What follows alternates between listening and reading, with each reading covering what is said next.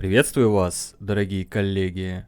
Очередной год, очередная серия проекта «История компьютерных РПГ» 1975-2025.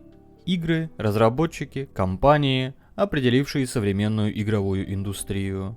То, без чего ее невозможно представить, еще труднее понять. Сегодня в программе 1977 год.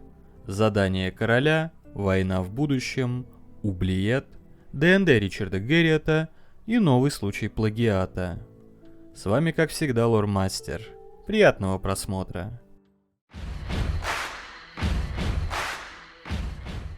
В 1977-м на рынке появляются первые доступные персональные компьютеры, так называемая «Святая Троица» — Commodore PET, Apple II и TRS-80. Впрочем, до их широкого распространения пройдет еще некоторое время, и в этом году ролевые игры на эти системы еще не выходили. Вышла Atari 2600, самая влиятельная из консолей второго поколения, разошедшаяся миллионными тиражами. Во многом благодаря Atari консольный гейминг начал принимать знакомый нам вид.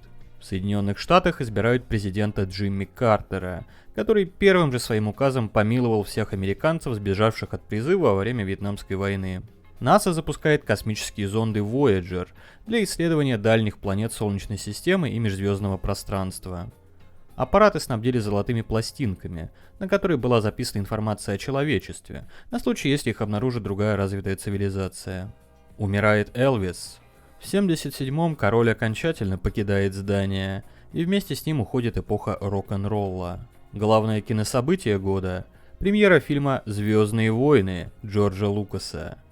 Фильм получит 7 Оскаров, а в кинотеатре будут выстраиваться толпы зрителей, многие из которых посмотрят фильм по нескольку раз. На смену научной фантастике «Звездного пути» с его клингонами и вулканцами пришло космическое фэнтези с джедаями и дроидами из далекой-далекой галактики. Кристофер Толкин публикует книгу «Сильмариллион», собранную из заметок его отца. Для фанатов Средиземья это был настоящий праздник.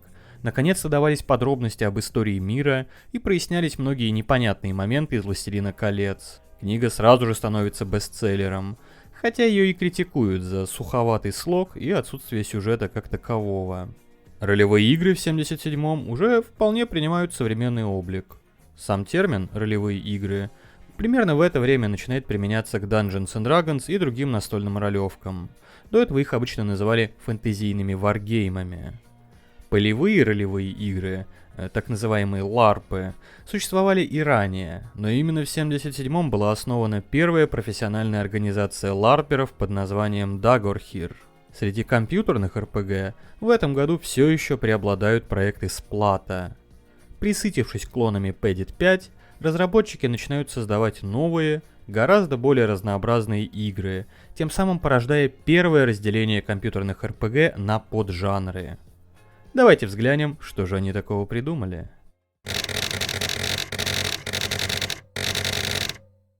Начнем, как водится, издалека. Еще в 1974 году на компьютеры Плата перенесли игру под названием Star Trek. Я про нее в одном из предыдущих выпусков уже говорил. Это был порт невероятно популярной игры 1971 года. В свое время ее портировали на множество мейнфреймов.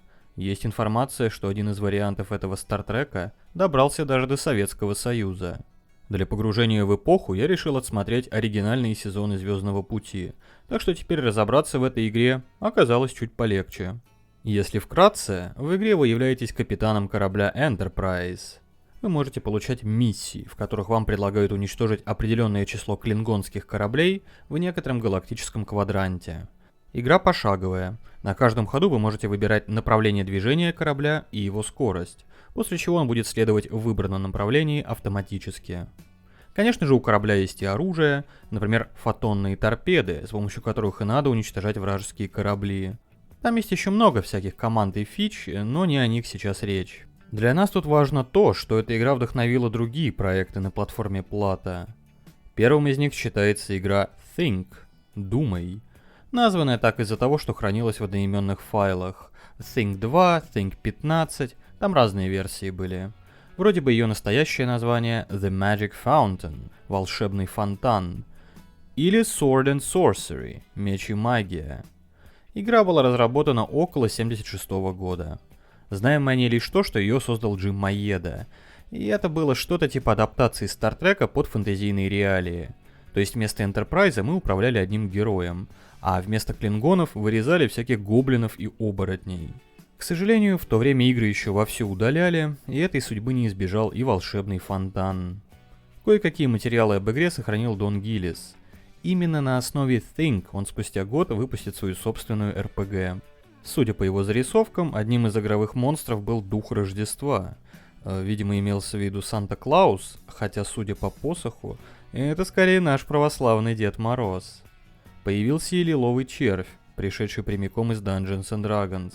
Тут еще любопытно то, что и Гиллис, и Маеда на тот момент были даже не студентами, а школьниками. Они учились в чем-то типа лицея или гимназии, которая примыкала к университету Иллинойса. Так что получается, что первые РПГ разрабатывали вообще все категории граждан, от подростков до солидных докторов наук. К 1977 году, по воспоминаниям студентов, руководство университетов стало более либеральным по отношению к играм. Их перестали массово удалять, понимая, что самостоятельно разрабатывая подобные проекты, ребята смогут обучиться и применить в деле свои навыки программирования. Игры начали существовать в системе официально, но системные администраторы добавили их в список запрещенных программ, доступ к которым открывался только во внеучебное время. Поэтому многие студенты играли по ночам, из-за чего и вылетали из университетов по причине неуспеваемости. Ранее удаленные игры начали восстанавливать, и в случае с волшебным фонтаном таких восстановленных версий было несколько. Дон Гиллис создаст свой вариант в 1978-м, однако его опередит Кент Уэндлер. В 1977 он разработает The King's Mission – Задание Короля. Игра сама по себе очень простая. По сюжету действие происходит в Эолийском королевстве. Это очередная отсылка на греческую культуру и мифологию. Если помните, в The Game of Dungeons были Елисейские поля. Создание персонажа ограничивается именем. У персонажа всего одна характеристика – здоровье, которое тут называется силой. Создав своего героя, вы можете получить задание у Эолийского короля. Мол, в зачарованных землях королевства завелись всякие твари, и нам поручают их истреблять. На выбор дается 10 земель, от 1 до 10. Номер уровня определяет его размер и сложность. Каждый уровень поделен на карты 10 на 10 клеточек. Это те самые квадранты из Стартрека. При этом чем выше уровень, тем больше будет таких квадрантов. На первом уровне он всего 1, на втором 4, на третьем 9. Короче, карта представляет из себя квадрат, площадь которого определяется номером уровня. По уровню бегают всякие монстры, которых нам и надо убивать. Причем чем выше уровень, тем больше монстров нас просят уничтожить. Монстров всего 4 вида. Гоблины, зомби, оборотни и демоны. Первые 3 немного отличаются по силе, но вполне себе убиваемые. А вот демоны невосприимчивы к обычному оружию и наносят огромный урон, так что их очень долгое время приходится избегать. Итак, вы выбрали уровень и оказываетесь на игровой карте. Как и Star Trek, игра пошаговая, и на каждом ходу вы можете выбрать направление движения и скорость. То есть ваш персонаж будет ходить как бы сам по себе, что довольно необычно. Направление задается числами от 0 до 12. Это направление стрелки циферблата, где 0 будет севером, 6 югом, ну и так далее. Говорят, зумеры в эту игру играть не способны. Особенно круто, что поддерживаются и дробные значения. Персонаж все равно будет идти по клеточкам, но не прямо, а наискосок. Если на соседней клеточке стоит монстр, его можно атаковать мечом, нанеся 10 урона. Достаточно, чтобы убить гоблина, например. Есть и более крутые магические мечи, наносящие по 100, 200 и 400 урона, но на них надо очень долго копить. На старте персонажу дается и небольшой боезапас стрел. Они тут функционируют как фотонные торпеды в Стартреке. Стрелы тоже наносят по 10 урона, и чтобы выстрелить, вам также нужно ввести направление в числовом формате. Очень впечатляет тот факт, что спрайты монстров повреждаются именно с той стороны, с какой вы нанесли по ним урон. Выглядит красиво и реалистично. Весь наносимый вашим персонажем урон конвертируется в здоровье. Такая вот архаичная механика лайфстила. Мне она всегда очень нравилась в играх. При этом противники наносят по вам ровно столько урона, сколько у них осталось здоровья.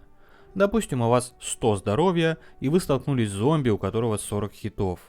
Своим ударом вы отнимете у него 10, и у вас станет 110 хитов. После этого зомби отнимет у вас только 30. Собственно, это и есть полное описание боевки в задании короля. И еще на карте есть несколько объектов. Сокровища дают вам немножко золота. Деревья просто преграждают путь. Если ваш персонаж будет двигаться и врежется в какое-то препятствие, у него отнимется здоровье и он остановится. Эта механика логично смотрится в Стартреке, где мы кораблем управляем. Но почему здесь наш герой носится сломя голову и во все врезается, понять сложно. Но самый интересный объект — это глазастые пирамиды. Вроде как в оригинальной игре это были космические станции, которые предоставляли всякие услуги. Тут они тоже работают похожим образом. У пирамидок можно обменять золото на здоровье, купить стрелы или магические мечи, а также выйти с уровня. Если вы случайно повредите пирамидку, она скажет вам: «Как смеешь ты бить по пирамиде?» После чего все пирамиды обидятся и откажутся предоставлять услуги. Можно будет только покинуть уровень. Если вы уничтожили всех нужных монстров на уровне, то после возвращения к королю вам выдадут небольшую денежную награду. У меня только раз или два получилось пройти первый уровень, и на следующей попытке я сразу умирал. Из-за сильного рандома вы вполне можете заспавниться рядом с демоном и умереть на первом же ходу. Но в теории эту игру все-таки можно пройти, просто это займет очень много времени, а большого смысла в этом нет. Единственной наградой будет, как и в большинстве платовских игр, строчка с вашим персонажем в зале славы. Более того, это не совсем РПГ. Ролевых элементов в задании короля практически нет. Этот жанр можно определить скорее как тактику. Но некоторые знаковые моменты я все-таки не могу не отметить. Во-первых, мы наконец-то выбрались из подземелья. King's Mission — это первая сохранившаяся игра, действие которой происходит в относительно открытом мире, без всяких коридоров, ловушек, телепортов и прочей гадости. Во-вторых, не могу не отметить схожесть игровой карты, в которой мы ходим по квадратикам, с картой мира из Ultima и подобных игр.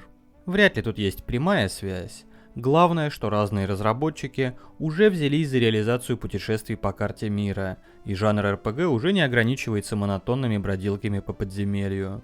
Это маленький, но очень важный шажок в нужном направлении. Есть информация и о еще одной из игр 1977 года, разработчики которой вдохновились Стартреком. Марк Боско и Гэри Мураками тоже решили создать RPG на основе стартрековского движка, при этом прикрутив к нему систему магии из The Game of Dungeons. Игра называлась New Gore. Ребята учились в Северо-Западном университете в Иллинойсе, и аббревиатура этого заведения выглядит как NU. На английском это можно прочитать и как New, то есть новый. Им это показалось забавным, и они придумали название New Gore. Хотя что такое Gore, я без понятия. В игре планировался открытый мир, мультиплеер, а также механика инстансов. Когда игрок заходит в подземелье, для него создается его собственный уникальный экземпляр этого подземелья, то есть других игроков он в нем встретить не может. Позднее эта механика станет одной из основ жанра MMORPG. Но New Gore предвосхитил не только онлайн-игры, а еще и RPG в стиле Ultima, где вы бродите по открытому миру и можете спускаться в данжи. К сожалению, игра не сохранилась. Но не столько из-за того, что была утеряна, а потому что ее просто не разработали. У Марка и Гэри хватило сил только на генератор персонажей, а остальные механики они реализовать не смогли. Однако 77-й ознаменовался не только появлением открытого мира в RPG. В этом году вышла игра, которую вполне можно назвать первой экшен-RPG. В 1977 году Эрик Клаус Уиз был подростком лет 14, который учился в школе при университете Иллинойса, все в том же Урбано-Шампейне.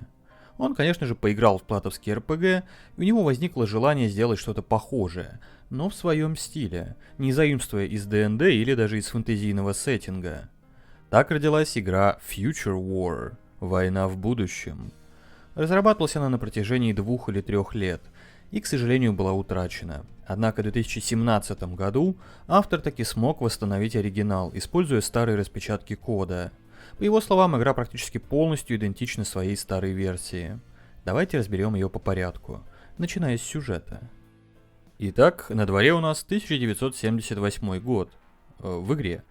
Мы играем за американского спецназовца, которого отправили на секретную миссию в замок злобного доктора Мозга. Оказывается, что он строит армию мутантов, которых переносит прямо из будущего.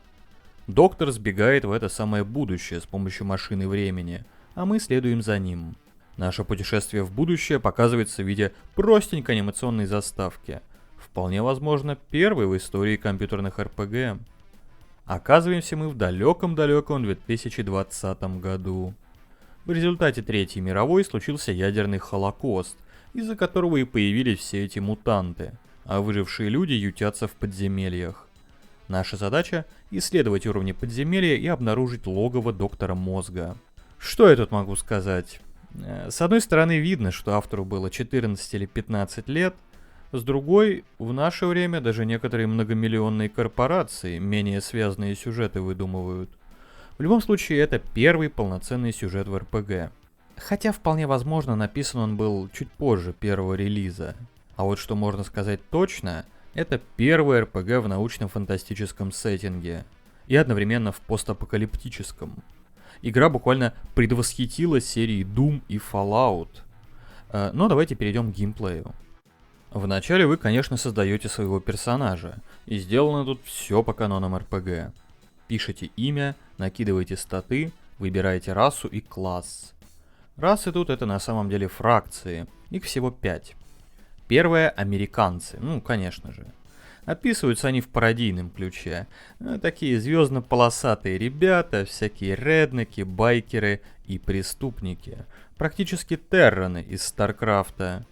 Вторая фракция — партизаны, бывшие солдаты и полицейские. Третья — варвары, одичавшие люди. Четвертая — марсиане, бывшие колонисты Марса, которые почему-то вернулись на Землю. Наконец, последняя — киборги, люди, модифицированные с помощью технологий. Выбор фракции вроде бы влияет на стартовые характеристики, но я не совсем понял, как это работает.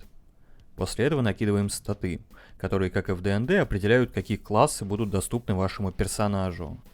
Характеристик много, но на что они влияют, не всегда понятно. Например, сила повышает шанс выламывания дверей. Да, двери тут, как в большинстве платовских РПГ, опять приходится выламывать. Но вот на что влияет интеллект, например, так и не объяснили. Классов в игре 8, и они в хорошем смысле поражают своей оригинальностью. Лидер, технос, солдат, охотник, шпион, медик, ассасин и святоша. В принципе, тут все понятно по названию. Далее вы оказываетесь в подземелье. Оно разделено на 20 уровней. Первые 5 — стартовые зоны одной из фракций. Вы оказываетесь именно в той, какую выбрали при создании персонажа. Далее идут 15 уровней, населенных мутантами. У каждого свое уникальное название. На самом нижнем и обитает тот самый доктор Мозг, убийство которого является главной задачей игры. Существует и секретный 21 уровень — Ад, на котором обитает дьявол. Я уже говорил, что эта игра предвосхитила Doom.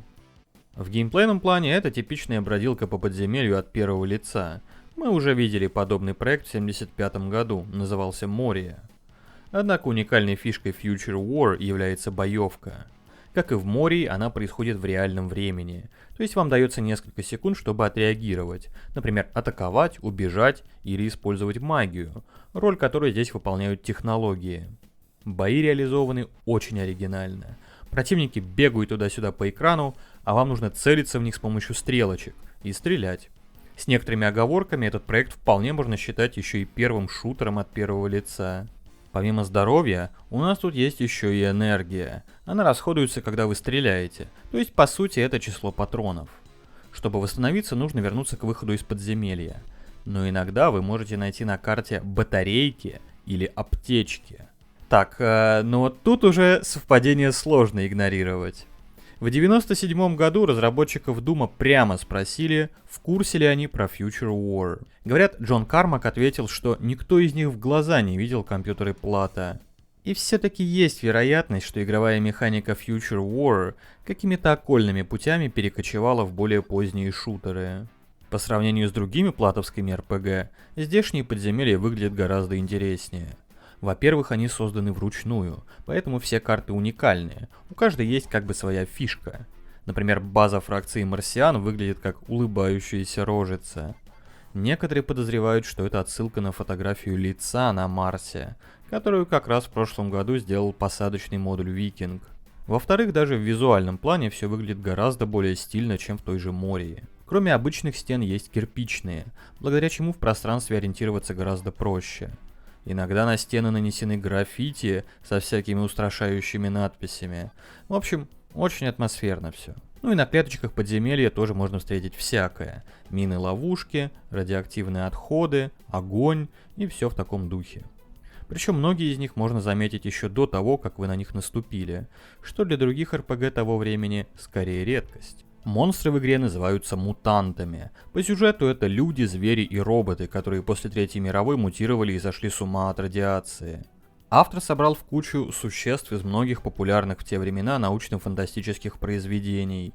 Например, тут есть Далеки из Доктора Кто, Люди Икс из комиксов Marvel, R2-D2 из Звездных войн и Сайлоны из сериала «Звездный крейсер Галактика», который вышел в 1978 году. В борьбе с мутантами помогают технологии, многие из которых нацелены на конкретный тип существ. Спрей от жуков помогает против насекомых, а гипноз работает только на гуманоидов.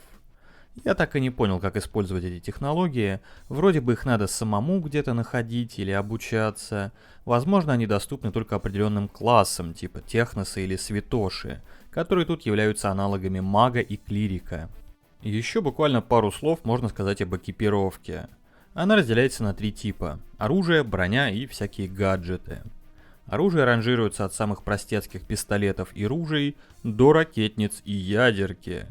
Говорят, если вооружиться автоматом, то ваш персонаж вместо одной пули будет выпускать в противников целую очередь. Интересно, меняется ли анимация для других видов оружия, ну типа той же ядерки. Броня тоже варьируется от комичной бейсболки до костюма Железного Человека, все из того же Марвела, силового поля и непробиваемого костюма, чем-то напоминающего силовую броню из Fallout. Наконец, гаджеты — это всякие полезные примочки типа джетпака, который позволяет пролетать над ямами, или металлодетектора, помогающего обнаруживать мины. В игре есть и мультиплеер, причем предполагалось межфракционное взаимодействие. Мол, фракции друг с другом враждуют, но сами игроки могут заключать союзы, если встретятся на уровне подземелья. Не знаю, можно ли тут убивать мутантов в кооперативе, как было в Мории, но, по крайней мере, начальный уровень я без особых проблем зачищал в одиночку. Опыта за противников отсыпают очень щедро, и после убийства одной пачки порой можно поднять сразу несколько уровней. Ориентироваться в подземельях тоже довольно просто, потому что вам всегда показывают ваши координаты и направление движения, так что я даже карту не стал рисовать. Однако в какой-то момент в игре начинает проседать баланс. Многие игроки уже в наше время жаловались на монстра под названием Человек-зверь, который по силе в разы превосходил других существ на том же уровне. Разработчик отреагировал оперативно, и то ли совсем убрал этих монстров из игры, то ли их ослабил. Но проще от этого Future War не стало. Даже у такого мэтра, как CRPG Addict, не хватило терпения ее пройти, а я даже пытаться не стал. К слову, сам автор игры, Эрик Уитс, прошел ее как минимум пару раз. Говорят, после убийства доктора Мозга показывают какой-то прикольный ролик. Если у кого есть желание проверить, дерзайте. Ну а мы перейдем к главному хиту 1977 года.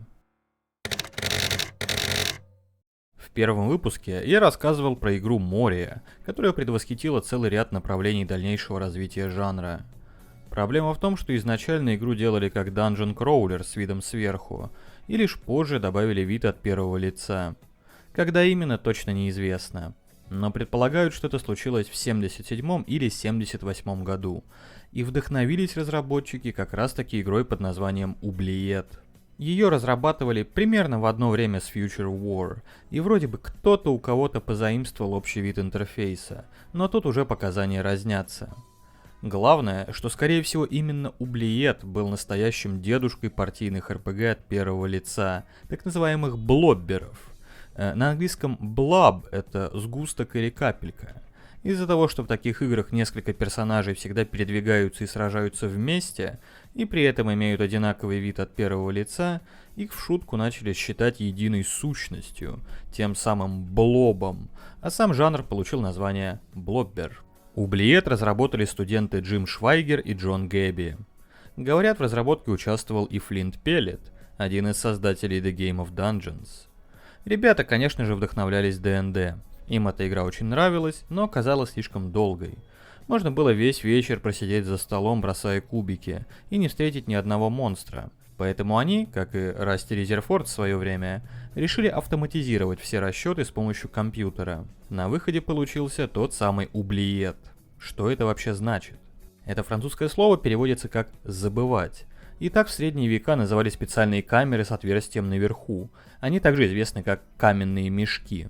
В них можно было сбрасывать узников и сразу же о них забывать. Очень удобно. С некоторыми оговорками слово «oubliette» можно считать синонимом слова «dungeon», то есть «подземелье», подземной камерой для заключенных.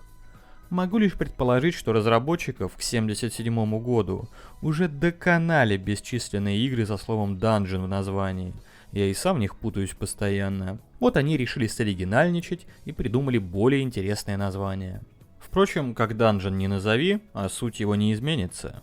Игра представляет собой уже типичную к тому времени бродилку по подземельям. По сюжету действие происходит в мире под названием Токал, в буквальном переводе с местного языка «земная сущность», что означает «мир».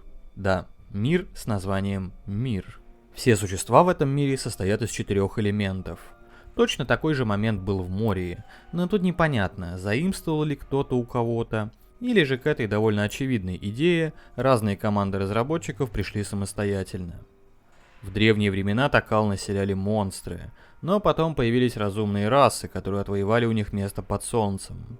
Самые способные из этих рас стали волшебниками, собирающими тайные знания в своих скрытых анклавах. Один из таких волшебников по имени Лигне решил построить замок, который стал бы оплотом цивилизации в диких землях.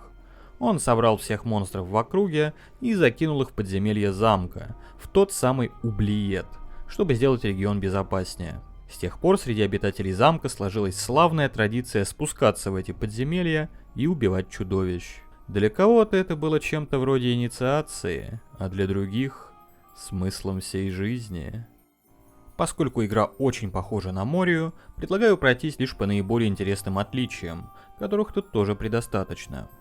Во-первых, основные механики, включая генерацию персонажей, взяты из Dungeons and Dragons, с некоторыми изменениями, но идея та же. Вы накидываете себе статы, и они определяют, к какому из классов можно будет отнести свежеиспеченного героя. Что особенно круто, в Oubliette впервые появился выбор пола. Ну как выбор? Пол тоже определяется случайно, вместе с остальными характеристиками. И это не просто косметическая причуда, он тоже влияет на список доступных классов. Например, куртизанками и валькириями могут стать, конечно же, только женские персонажи. Но для начала надо выбрать расу. На выбор дается аж 15 вариантов, которые собрали из всевозможных фэнтезийных источников. Из ДНД, ну или из Властелина колец, пришли люди, эльфы, гномы и прочие хоббиты. Разрешили играть и за монстров, типа орков, огров или кобольдов. Очень прогрессивно для 1977 года. Кроме полуэльфов были добавлены и полугномы. Ну действительно, в самом ДНД эта раса практически не встречается только из-за того, что они не упоминались у Толкина, хотя их существование выглядит вполне логичным. Есть и чисто толкиновские урукхайи, которые тут играют роль полуорков.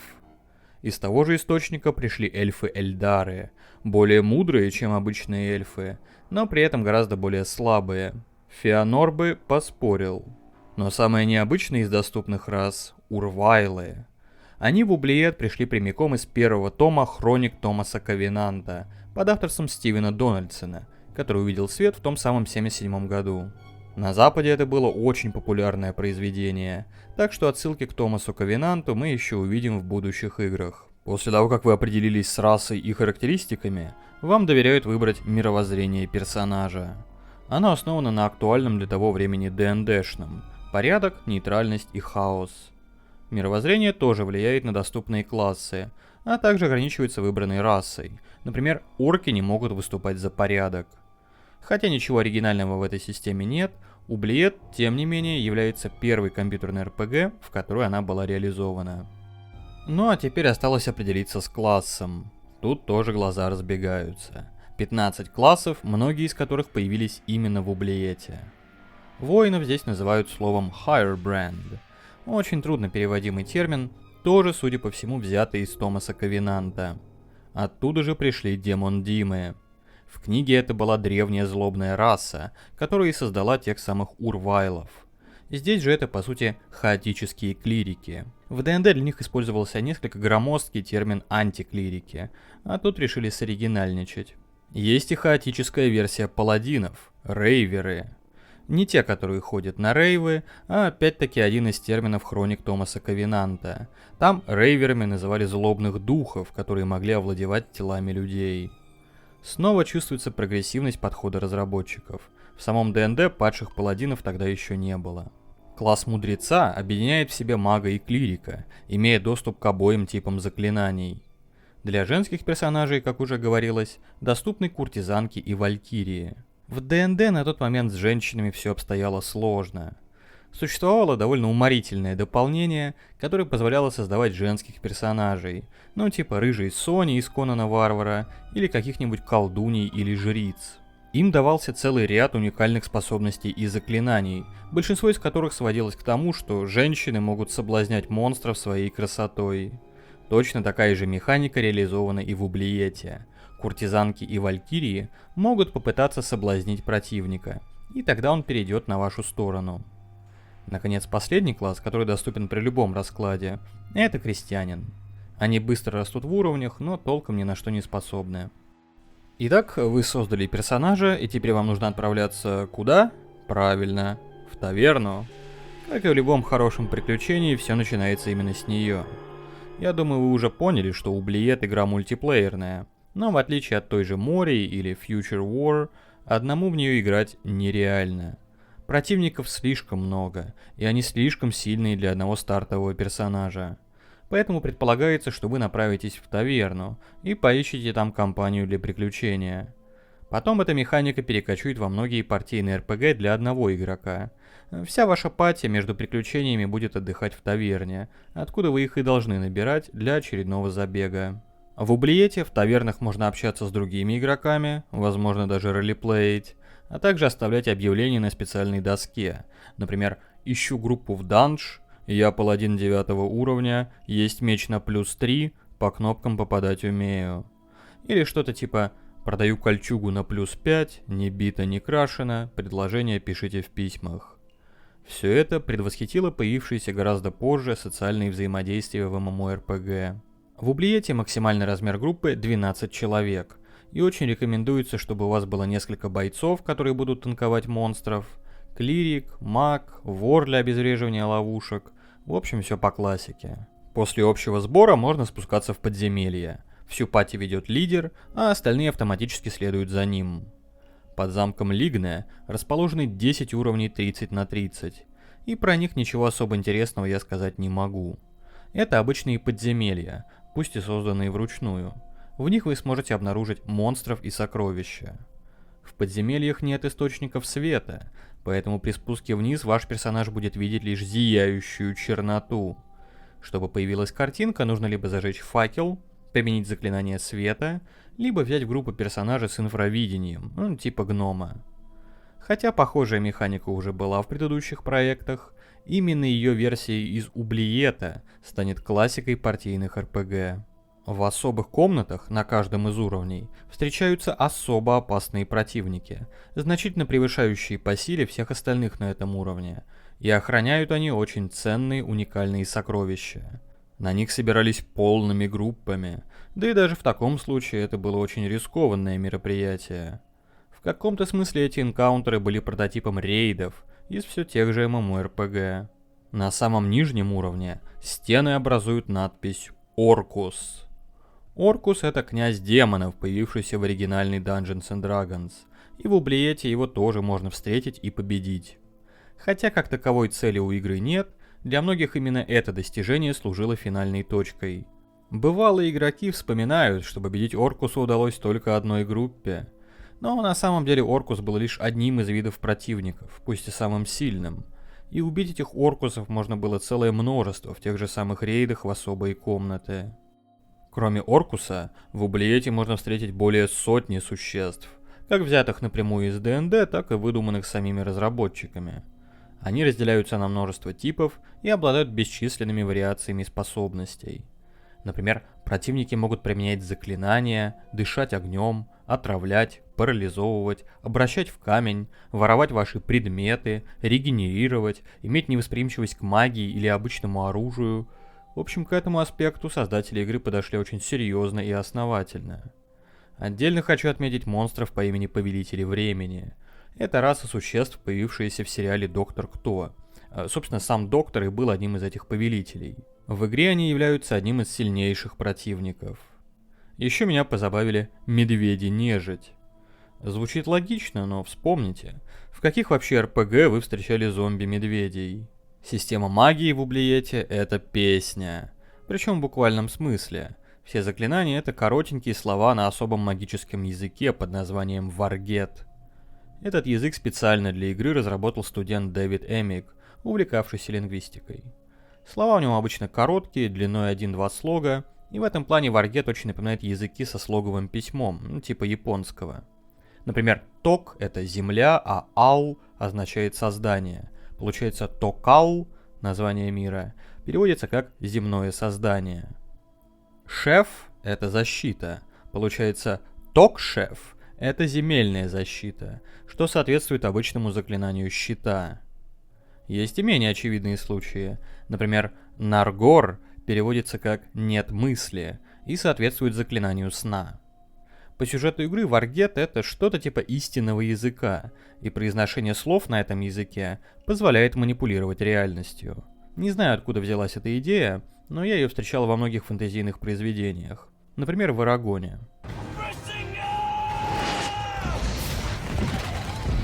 Всего у магов и клириков по 7 уровней магии, и по 2-3 заклинания на каждый из уровней. Вполне скромно, по меркам ДНД. Чтобы применить заклинание, вам буквально нужно напечатать его название на варгете, что способствует дополнительному погружению в этот фэнтезийный мир. Реально чувствуешь себя мудрым волшебником, который знает наизусть целый список магических слов и раскидывается направо и налево феями, натами и пиктогейтами, то есть огненными шарами и молниями. Ну чисто Гарри Поттер. Очень оригинальная и интересная система, которая уже сама по себе возвышает Ублиет над всеми остальными РПГшными проектами того времени. Особенно забавно все это работает в мультиплеере. Когда вы сталкиваетесь с опасными противниками, у вас шалят нервишки, и вы боитесь опечататься в заклинании, что может иметь роковые последствия. Ведь бои в игре, как и в Мории, проходят в реальном времени. Еще один любопытный момент.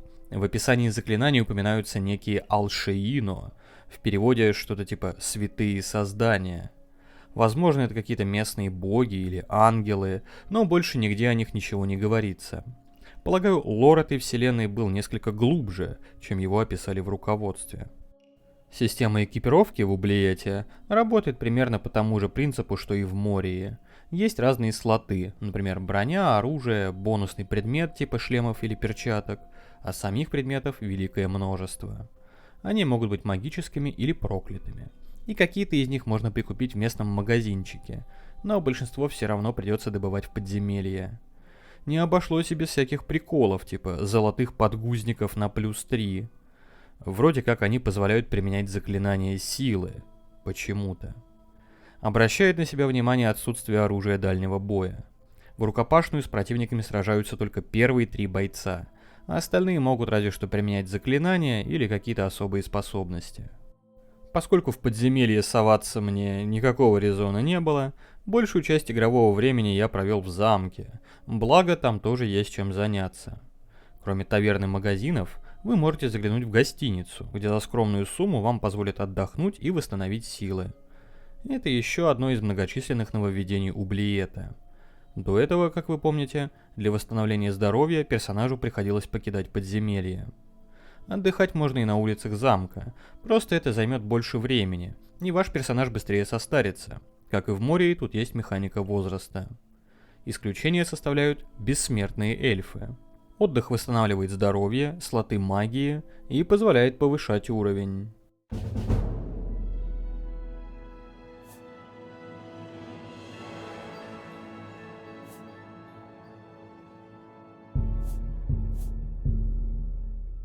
В особых магазинах, представляющих собой что-то типа зверинцев, можно нанять зачарованных существ, которые будут помогать вам в бою.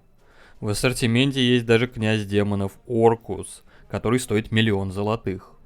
Если позволяют финансовые возможности, можно нанять целую группу монстров и исследовать подземелье в одиночку. Но для стартового персонажа это слишком дорого. В доме целителей вы можете оставить пожертвование, в обмен на которое местные клирики исцелят ваши раны, излечат болезни, а также могут воскресить погибшего персонажа. Опять-таки, до этого в играх смерть была концом вашего героя, а в Oubliette появилась специальная механика, которая позволяет другим персонажам доставить ваш труп в морг, где он будет ждать, пока какой-нибудь сердобольный приключенец не оплатит воскрешение. Как и в Мории, тут есть гильдии, которые соответствуют каждому из классов. Можно вступить в любую из гильдий, и для продвижения в рангах надо платить денежку. Членство в гильдии позволяет получить соратника соответствующего класса, который будет помогать вам бесплатно. Еще там вроде бы можно обучаться, то есть повышать уровни, но как это работает, я не особо понял, потому что выше 1-го уровня не прокачался. Свои кровные сбережения персонаж может оставить в банке. Делать это вроде как не обязательно, но рекомендуется. Дело в том, что воры обладают способностью красть предметы и золото у своих же сопартийцев. А уж если вы были убиты, то будьте уверены, что ваш хладный труп обдерут как липку, потому что мародерством могут заниматься представители всех классов. Для многих игроков гораздо более обидной была даже не смерть персонажа, а потеря ценных артефактов. Особо порадовало наличие в игре казино. В этом замечательном заведении вы можете поиграть в одну из 3 игр. Блэкджек, у нас более известный как Очко, Тараканьи бега и Крэпс. С очком все понятно. Довольно-таки достоверная реализация получилась, было приятно картишками пошлепать. В тараканьих гонках вы можете поставить на понравившегося членистоногого и надеяться, что он придет к финишу первым. Тут очень любопытные имена таракашек. Первого зовут Ангборн, возможно назван в честь одного из следопытов Фарамира из «Властелина колец». Второй – Буцефал, строптивый конь Александра Македонского. А третий – Фидипид, тот самый афинский бегун, который доставил в Афины весть о победе над персами в марафонской битве, после чего умер. И в память о его подвиге Олимпийский комитет уже в 19 веке придумал марафонский забег. Крэпс – это игра с бросанием кубиков.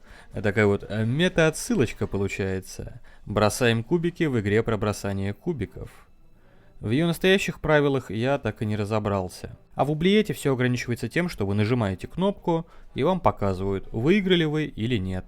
Что иронично, именно в Крэпсе я таки смог отыграться и выйти в плюс. А вообще, я не перестаю удивляться, насколько же технологичными были ранние платовские РПГ и насколько креативно мыслили их разработчики. Я и подумать не мог, что мини-игры внутри компьютерных РПГ могли появиться еще в 70-е. Да до такого даже большинство современных игр не доросли. Ну и отдельного упоминания заслуживает первый появившийся в РПГ бордель. Здесь он известен под эвфемизмом «досужая купальня». Разработчики заверяют, что в этой купальне точно нельзя заразиться никакими неприятными болезнями, а внутри вас ждут красивые виды и интересные активности. Пользоваться купальней можно только персонажам-мужчинам, и вход стоит целых 100 000 золотых. В геймплейном плане отдых в купальне конвертируется в дополнительный опыт. В других РПГ опыт можно было получать только за убийство монстров и за найденные сокровища, а в Oubliette ввели оригинальный способ конвертации золота в опыт. Эта фишка тоже появится в будущих партийных РПГ. В серии Might and Magic, по крайней мере, где во многих играх существовал волшебный фонтан, превращавший золото ваших персонажей в опыт. Сложно судить об уровне популярности Oubliette, но игроки того времени воспринимали ее очень серьезно. В ходу было многое из того, чем характерны современные онлайн-игры. За реальные деньги люди продавали персонажей. За реальные деньги торговали предметами и золотом. Есть даже история про ушлого системного оператора, который за звонкий $1 мог поменять нужные циферки или добавить в базу данных новый предмет, что разработчиками, конечно же, не поощрялось. Многие студенты вылетели из Иллинойского и прочих университетов исключительно из-за своего увлечения Oubliette. В 1983 году некоторые из разработчиков игры создали ее версию для персональных компьютеров, надеясь хоть немного заработать на своем успехе. По иронии судьбы, игра осталась практически незамеченной. На тот момент уже существовали более продвинутые партийные РПГ, и на их фоне оригинальный Блобер смотрелся очень скупо. В новой версии Ублиета вы сами создаете пати из 6 персонажей и сами всеми ими управляете. Довольно много функционала было вырезано. Например, из 15 раз осталось только 8, причем самых банальных, а 15 классов сократили до 10, исключив, например, куртизанок и валькирий, хотя способность к соблазнению у женщин все-таки оставили. Почему-то были изменены названия некоторых характеристик. Мудрость стала благочестием, а харизма лидерством. Возможно, разработчики не хотели проблем с владельцами ДНД. Урезан был и сам замок. Там остались только гильдии, таверна, гостиницы, дом целителей и один скромный магазин снаряжения под названием Грюндик. Зрителям постарше это имя должно быть знакомо. Так назывался немецкий производитель электроники, популярный в свое время как на Западе, так и в Советском Союзе. Вот, как обещал, магнитофон Грюндик. 4 дорожки, стереофония, элегантный внешний вид. Ну-ну. Абсолютно новый, лично сам проверял. Ну, выписывайте. Я все помню. 80. У нового Ублиета есть две версии – графическая и текстовая. В графической подземелья идентичны оригиналу, а вот в текстовой они представлены в формате Dungeon Crawler с видом сверху. Довольно необычное решение. Впрочем, в этот вариант игры я тоже не стал играть, потому что финального квеста тут тоже вроде бы нет, а геймплей, откровенно скажем, довольно скучноват. В 2010 году разработчики выпустили еще одну версию Ублиета, в этот раз на iPhone. В следующем году вышла и версия на Android, но сейчас она недоступна и найти ее можно только на сторонних сайтах. В андроидовском Ублиете все еще более упростили по просьбам игроков, и игра эта выглядит вполне играбельно. Появились темпоральные порталы, которые позволяют сохранять вашу партию. Порталы открываются с помощью драгоценных камней, которые вы можете выбить с опасных монстров в тех самых рейдовых комнатах. Очень специфичным образом была изменена система прокачки. Опыта больше нет, а уровень с некоторой вероятностью повышается, когда вы сражаетесь с противниками или обезвреживаете ловушки на сундуках. Также был добавлен секретный 11 уровень и финальный босс – воплощенное зло. В игре наконец-то появился простенький саундтрек, и что особо забавно – озвучка заклинаний. Пиктагайт, фименат, нарвебона, коминалито. Персонажа теперь можно ставить на автоатаку, так что боевка в игре стала довольно своеобразной. Обычно я просто сидел и ждал, когда два моих бойца в первом ряду вырежут очередную пачку монстров. Ну и иногда можно для разнообразия применять заклинания. На ближайшем тематическом стриме по истории РПГ я покажу эту игру в действии. Обязательно заходите, если интересно на такое посмотреть. С Ублиетом также связана одна очень любопытная история плагиата. По рассказам Дирка Пеллета, создателя The Game of Dungeons, примерно в 1977 году в системе платы был пользователь, которого прозвали Balzabrain, что можно перевести как «фанерная башка». В миру он более известен как Роберт Вудхед, создатель серии Wizardry. Подозреваю, такое прозвище у него возникло из-за буквального перевода фамилии. Woodhead означает «деревянная голова».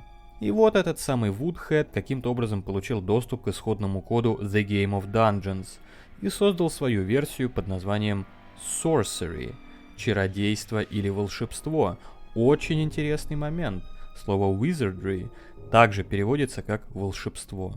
Говорят, в своей Sorcery он оставил основу Дирка Пеллета, но изменил название монстров, предметов и внутриигровой текст. Разработчики ДНД обратились к системному оператору, игра Вудхеда была удалена, а ему самому сказали, что если он хочет заниматься плагиатом, то на плата его играм не бывать. Тот выучил урок и следующую свою игру выпустил уже на другой платформе, заработав кучу денег и став одним из отцов-основателей РПГ жанра. И как вы, наверное, догадываетесь, сплагиатил он тот самый Ублиет. Если рассматривать отдельные механики, первая Wizardry является практически клоном Ублиета. Была сворована даже система магии. В игре Вудхеда тоже надо вводить коротенькие заклинания из нескольких слогов, структурно очень похожие на слова языка Варгет, а некоторые, например, Думапик, были перенесены вообще без изменений. Сам Роберт Вудхед признавал влияние Плата и пару раз упоминал, что в платовский РПГ он играл запойно, но обвинение в плагиате отрицал, мол, раз он с нуля написал свою игру, то значит и претензий никаких к нему быть не может. В общем, ситуация очень похожа на историю с Дэниелом Лоуренсом из предыдущего выпуска. Подробнее о сходстве Визардри и Ублиета поговорим при разборе самой Визардри, который выйдет уже очень скоро. А сейчас перейдем к последней игре сегодняшнего выпуска, влияние которой на игровую индустрию тоже сложно переоценить.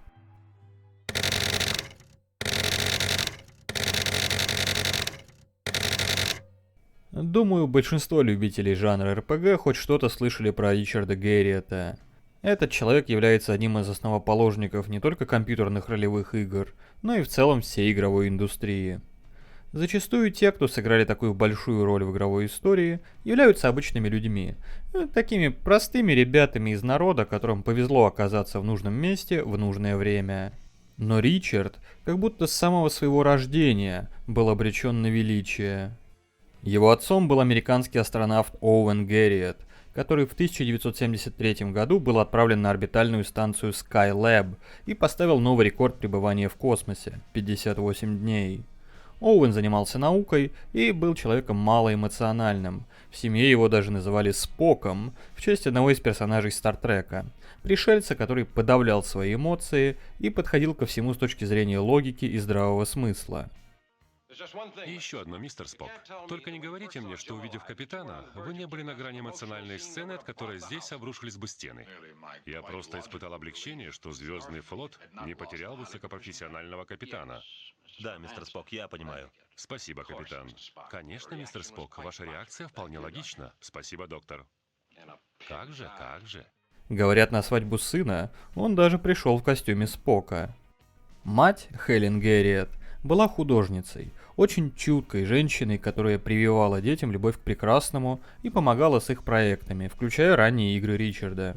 В 1992 году она основала детский музей Леонардо, в котором детишки могли в игровой форме приобщиться к чудесам науки и искусства. Благодаря Хелен, дом Гэрриэтов всегда был полон гостей.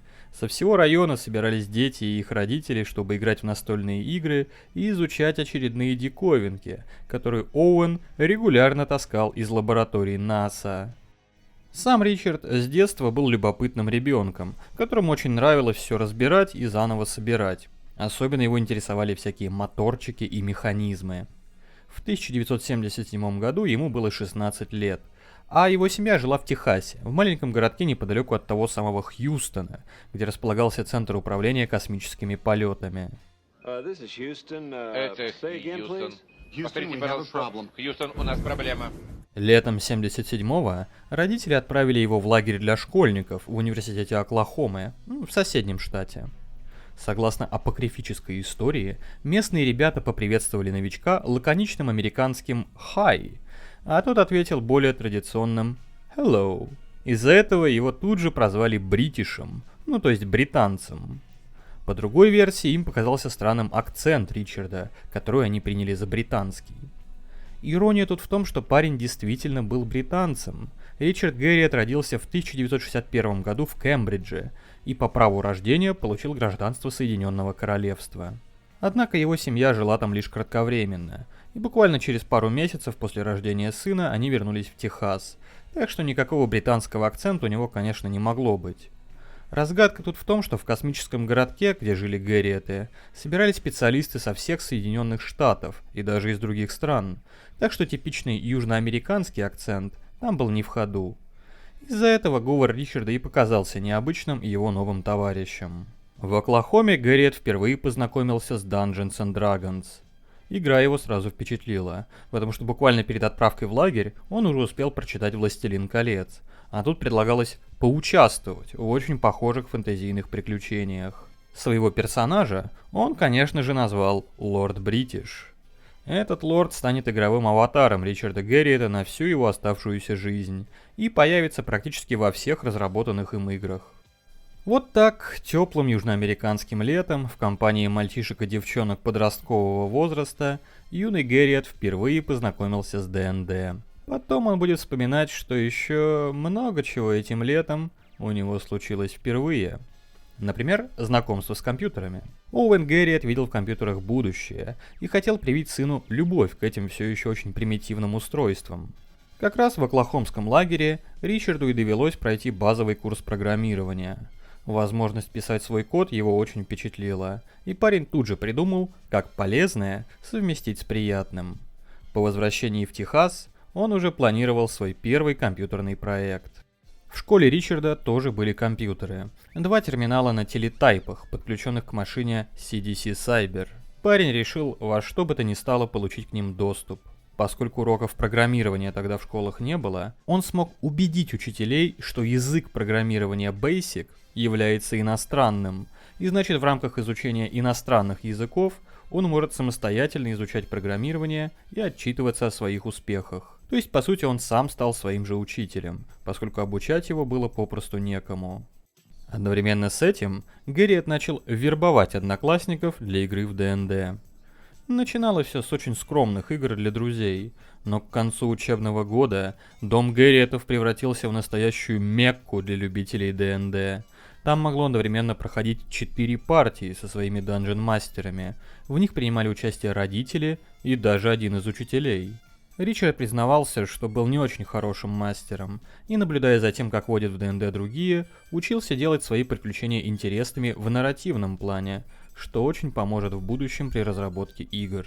Итак, осенью 77-го Ричард Гэриот начинает создавать свою первую игру. С компьютерными играми он тогда уже был знаком не понаслышке. Еще в 72 году его семья приобрела консоль для игры в Pong. Подозреваю, это была Magnavox Odyssey. В принципе, первая коммерческая игровая консоль. На работе отца, прямо в одной из лабораторий НАСА, ему довелось поиграть и в Adventure.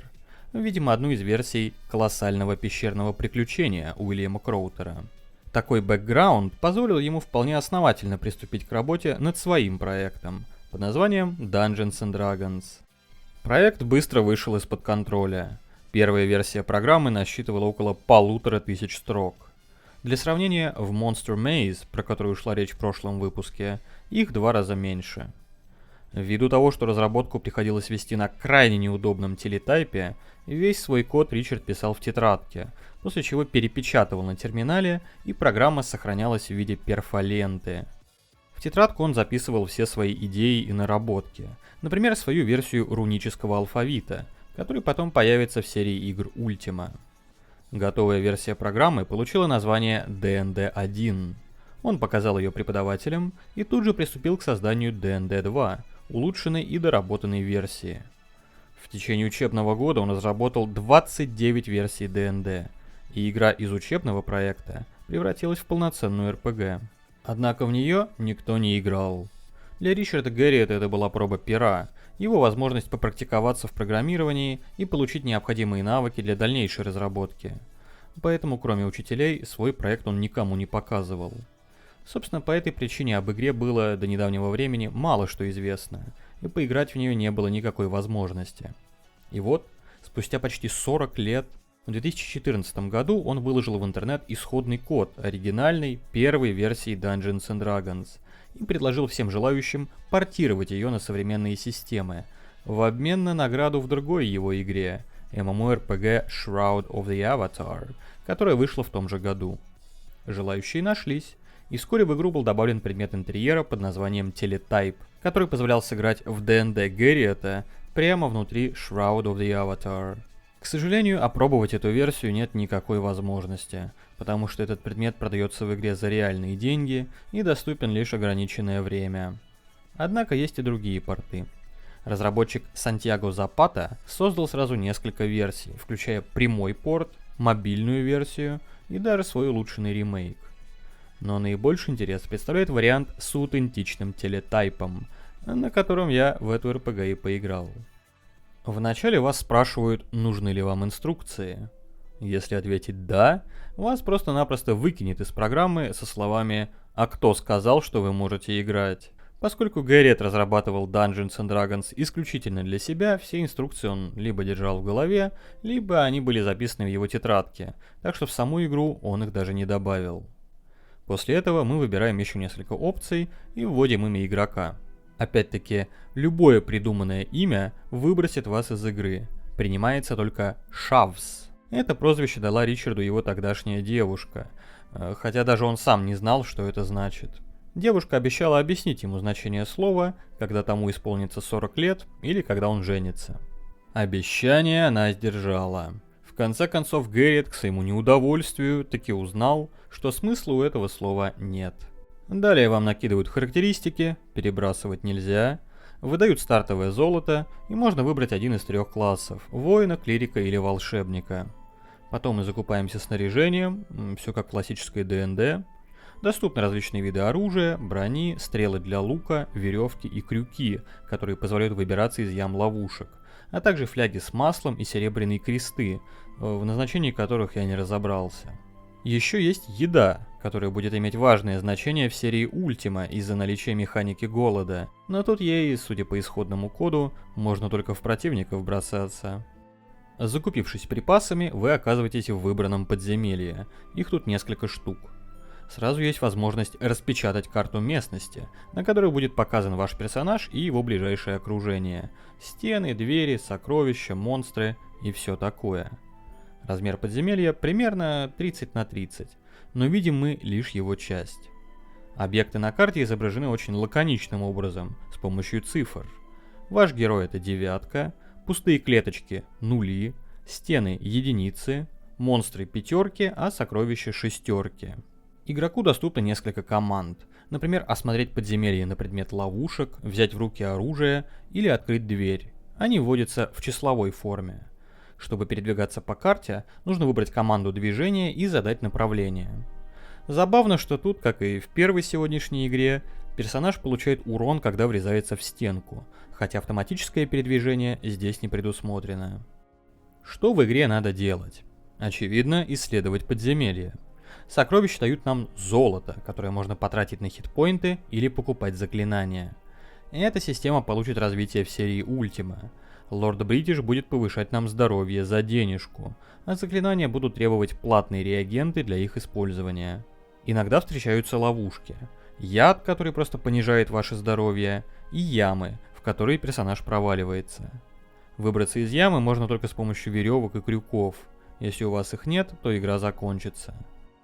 Время от времени вы натыкаетесь на монстров, взятых из ДНД. Гоблинов, троллей, скелетов, ничего необычного. Странно, что в игре нет драконов, хотя, казалось бы, называется Dungeons and Dragons. Зато есть балроги. В Ультиме они появятся уже под названием Балроны. В ДНД, кстати говоря, их потом тоже переименуют в Баллоров. Как только не выкручивались разработчики, чтобы обойти авторские права. Бои происходят странным образом. Иногда враг атакует один раз, иногда прописывает целую серию, после чего управление передают вам.